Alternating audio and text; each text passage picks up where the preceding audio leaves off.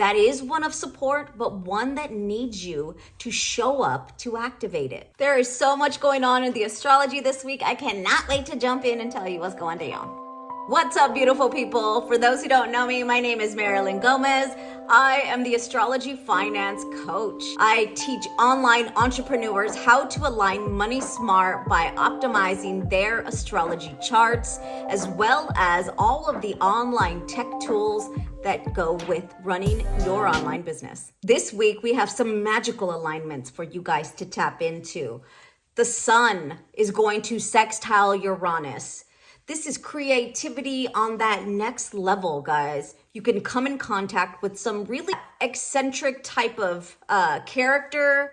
Those that are just on that next level, they aren't afraid to come with out-of-the-box ideas. This is an energy that is also supportive of receiving flashes of insight. The sun, that is your soul. Maybe these are soul charges coming your way. Uranus rules electricity. These are charges or just downloads, like zings or zaps of insight that are just gonna pop into your brain or into your body, and you're going to know. But again, remember the sextile aspect. That is one of support, but one that needs you to show up to activate it. If you are a true beginner, I highly encourage you to grab your free Soul Grow astrology reference guide so you can follow along. The way these videos work is by rising sign. The most telling for any one of you to see what's happening in your environment is to check out your rising sign, to know what is happening within your career and what that is going to look like this week. What do you need on a soul level? This is your sun sign. Don't forget to tune into your moon sign, because that is also letting you know how you're going to be responding this week emotionally. What could be going on internally? Rising, sun, moon, check all three, and then check your friends. Another important alignment we will experience this week is Venus conjunct Pluto. And Mars and Venus have been doing their dance side by side. So if we know Venus is conjunct Pluto, Mars is right next to her. So Mars and Pluto combo is not the best. Although Pluto is a neutral planet, Mars is a planet that brings extra heat, extra fire.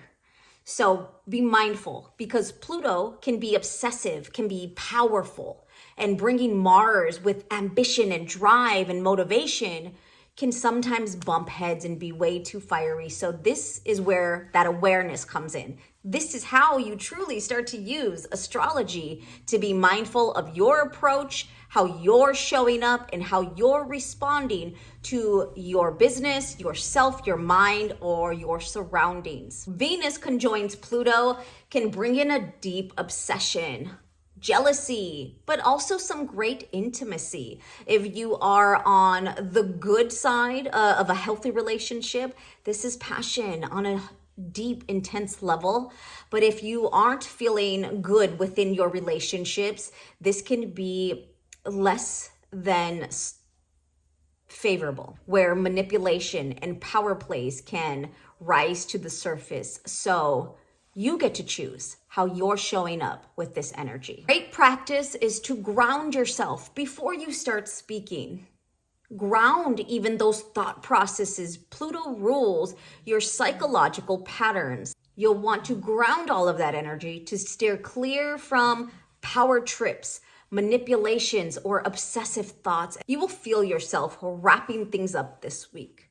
This is the energy of that lunar cycle. We are at the final end before we make it back to the dark moon, which is the new moon, where the cycle begins again. So this is the time where you can recognize what worked this month and what's coming forward. You also recognize what hasn't worked. Allow yourself to let go of stuff. Cross it off your list if it just did not work for you. Cross it off your list or out of your structure altogether if it's not serving you in a positive way. It's not serving your larger vision or your larger picture. Cross it off. Continue this final release as we make our way back to the new moon, where we start fresh And this new moon is in the sign of Pisces. What a magical new moon at that.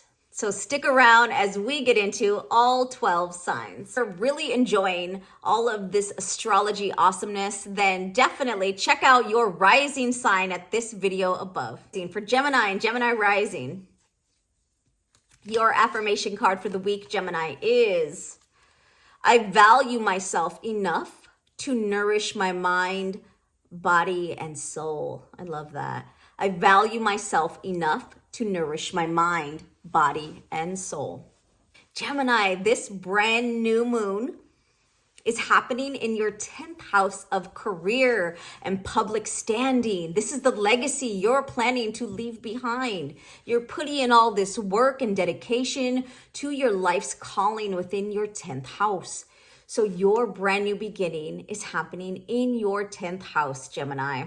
You are probably taking on more responsibilities, really owning your leadership and the ways that you're showing up in your career. You are ultimately blessed with Jupiter expanding on all of this new beginning within your 10th house of public standing. I still encourage everybody to remain grounded as Neptune is still in the sign of Pisces. Although he is at home in Pisces, Jupiter feels really nice in the sign of Pisces. So they are both doing their best work. But even in his high vibes, Neptune can be a little too high, a little too much out there, too idealistic, where your expectations can feel a little blown out of proportion. So rein them in, but definitely expect blessings.